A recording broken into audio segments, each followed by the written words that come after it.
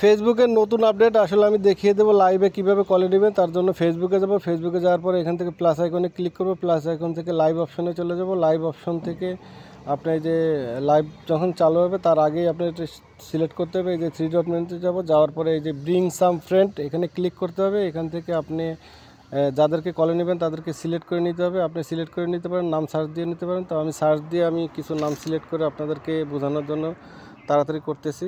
এই যে দেখেন, এই যে আমি কিছু নাম সিলেক্ট করে নিলাম। সিলেক্ট করে নেওয়ার পরে এইখান থেকে আমি এই যে আমার সিলেক্ট করা শেষ। এখন আমি এই যে গো টু লাইভে গেলে এখানে আমার লাইভ শুরু হয়ে যাবে।